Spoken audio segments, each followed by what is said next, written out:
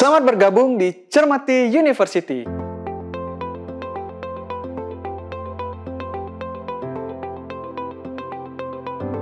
Cermati University adalah wadah buat kalian yang ingin belajar serta menambah ilmu pengetahuan tentang dunia investasi supaya kalian para sobat cermat makin cerdas dan bisa ambil keputusan investasi yang tepat.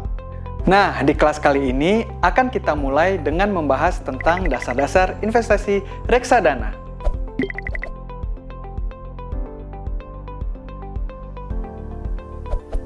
Apa itu reksadana?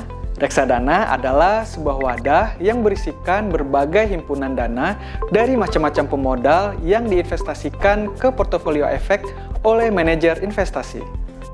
Manajer investasi adalah pihak profesional atau perusahaan yang sudah mendapatkan izin resmi dari Otoritas Jasa Keuangan atau OJK untuk mengelola dana investasi kamu.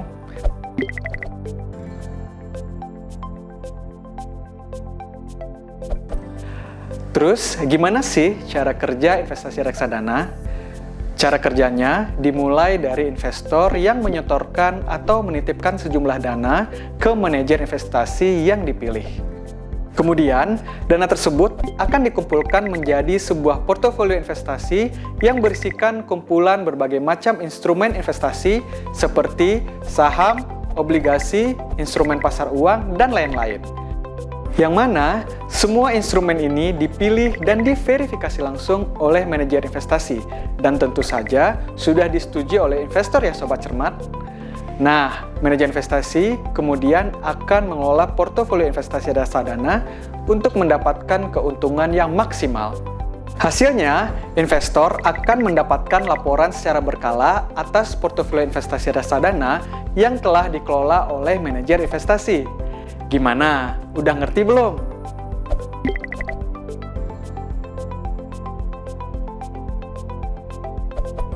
Sekarang, aku mau kasih tahu beberapa keuntungan investasi reksadana.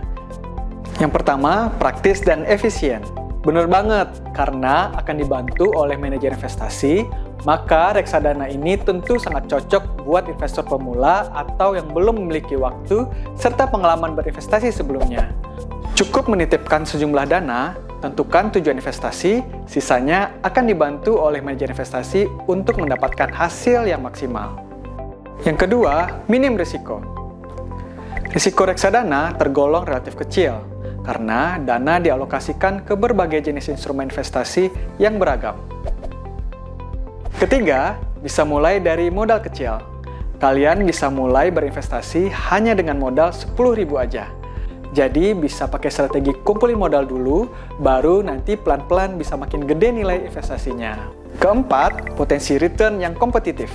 Biasanya, potensi return investasi reksadana rata-rata lebih besar dari produk perbankan konvensional seperti tabungan atau deposito. Bahkan, kalau portofolio investasi kalian dikelola dengan tepat, keuntungannya bisa lebih besar lagi loh. Kelima, bebas dari pajak. Nah, siapa yang baru tahu? Jadi, ada peraturan yang menyatakan kalau reksadana dan keuntungan yang diperoleh di dalamnya bukan merupakan objek pajak. Keenam, fleksibel.